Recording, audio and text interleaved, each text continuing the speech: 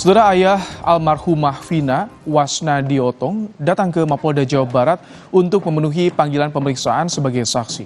Kedatangan Wasnadi didampingi kakak Vina dan kuasa hukumnya. Ayah Vina beserta tim kuasa hukum sampai di Polda Jawa Barat sekitar pukul 13 waktu Indonesia Barat. Wasnadi Otong datang untuk memenuhi panggilan penyidik atas kasus pembunuhan anaknya 8 tahun lalu. Sebelumnya, ayah Vina dijadwalkan untuk memberikan keterangan pada Senin lalu, namun pemeriksaan ditunda menjadi hari ini. Belum diketahui apa yang akan digali penyidik dari sang ayah. Kakak Vina menduga pertanyaan penyidik seputar awal mula kejadian.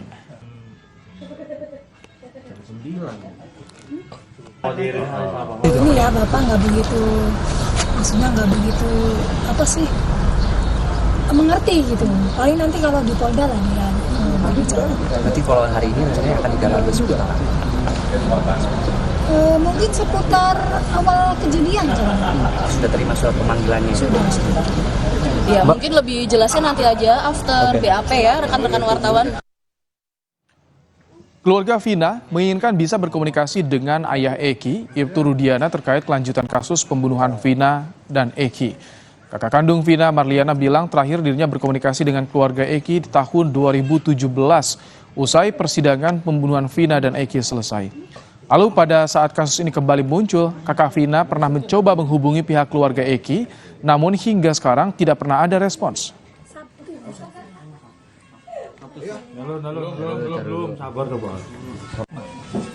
Menginginkannya sih seperti itu ya, menginginkan komunikasi kepada beliau gitu. Cuman untuk sampai sekarang kami keluarga belum ada komunikasi. Komunikasi kapan, Mbak? Terakhir selesai persidangan itu. Tahun 2016. Ya, sampai sekarang belum. Waktu proses awal sudah ya, cuman kan nggak diangkat gitu. Terus sampai sekarang nggak mencoba menghubungi lagi. Mantan narapidana Lapas Kesambi Cirebon Ahmad Budi Permadi mengaku menerima curhatan 7 terpidana kasus pembunuhan Vina dan Eki saat berada di lapas yang sama. Ketujuh terpidana menyebut dipaksa mengaku sebagai pembunuh Vina dan Eki. Menurut Ahmad Budi, salah satu terpidana yakni Sudirman sering curhat kalau mereka mendapat tindak kekerasan saat diperiksa di Polres Cirebon hingga ke Polda Jawa Barat. Para terpidana mengaku Ahmad Budi saat itu mereka tidak ada pilihan lain untuk berkata tidak atas kasus pembunuhan Vina dan Eki yang terjadi 2016 silam. Dari gestur maupun dari tubuhnya tuh dia orang-orang polos. Orang-orang yang polos, yang penuh dengan keluguan dan yang tidak pernah tahu apa-apa. Dia pernah curhat, kalau saya bukan pembunuh Pak. Itu, loh kenapa Anda tidak mengaku itu di persidangan? Saya nggak berani. Nah kan katanya pengakuan mereka, di mana proses pem-BAP-an tadi penuh dengan kekerasan. Tindakan-tindakan kekerasan seolah-olah mereka disuruh ngaku. Gitu. Disuruh ngaku. Beberapa minggu mungkin di Polresta, kemudian para tersangka ya pasti tersangka dibawa ke Polda. Di Polda pun mendapat perlakuan yang sama. Jadi begitu berkas dilimpahkan ke Polda, dia dapatkan perlakuan yang sama pula. Jadi saya punya pemikiran terkesan di dalam rangka proses pem-BAP-an ini terpidana atau terdakwa itu tidak boleh mengatakan tidak, harus mengakui. Marliana, kakak Vina bingung mengapa saksi baru bermunculan setelah kasus pembunuhan Vina viral.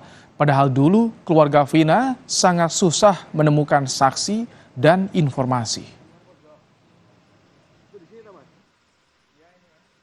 Justru ini ya, saat dulu, proses dulu itu saya mencari informasi itu minim. Saksi-saksi pun minim dulu ya. Tapi setelah sekarang viral, saksi banyak bermunculan. Itu yang bikin sedikitnya keluarga bingung. Harus percaya sama siapa gitu. Balik lagi Mas, saya sama teman-temannya adik saya itu yang di luaran sana tidak pernah kenal. Jadi nggak pernah dengar nama ini, nggak pernah ini bukan temennya, nggak pernah tahu. Doanya aja buat almarhum Eki, almarhum Vina, dan minta doanya buat semuanya biar kasus ini cepat selesai. Sebenarnya dengan almarhum sedekat apa sih, bisa diceritakan sedikit aja? Pas udah kayak adik kan dulu, kayak saudara. Bapak dan mamanya juga udah tahu saya. Saksi kunci kasus pembunuhan Vina dan Eki, LA, diperiksa lebih dari 6 jam di Polda Jawa Barat. LA merupakan sosok yang disebut sebagai teman almarhum Vina dan Eki. LA bukanlah sosok asing di kasus pembunuhan Vina karena pernah dihadirkan sebagai saksi dalam persidangan kasus pembunuhan Vina dan Eki 8 tahun silam. LA juga disebut menjadi orang terakhir yang bertemu Eki dan Vina sebelum keduanya dibunuh. LA menceritakan kerap bertemu dengan Vina dan Eki. Almarhum Eki, almarhum Vina, dan minta doanya buat semuanya biar kasus ini cepat selesai dan dibukakan keadilan buat kita semua. Cukup. Alasannya apa? Menjadi saksi kunci kan?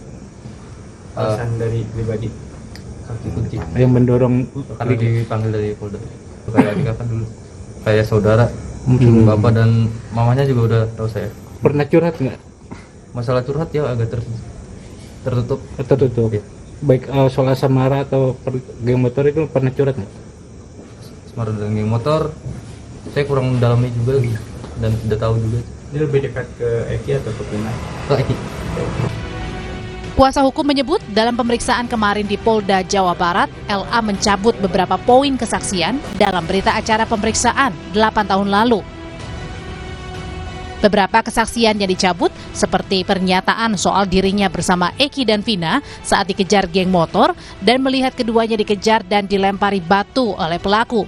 Sementara dalam kesaksian di pemeriksaan kemarin, LA mengaku hanya bertemu dengan Eki dan Vina di SMA 4 dan tidak melihat Eki dan Vina dikejar geng motor. Kuasa hukum menyebut LA dipaksa menandatangani berita acara pemeriksaan pada tahun 2016 yang tidak sesuai dengan kronologi sebenarnya. Awalnya tidak mau menandatangani berita acara pemeriksaan Waktu itu. Nah, cuman apa boleh buat, ada sesuatu jadi dia menandatangani dan tidak paham kalau di pengadilan bisa dicabut. Selain menyiapkan 4 saksi yang menguatkan keterangan LA yang tertuang di berita acara pemeriksaan, kuasa hukum juga akan mengajukan perlindungan saksi ke LPSK untuk LA sebagai saksi kunci kasus pembunuhan Vina. Tim Liputan, Kompas TV.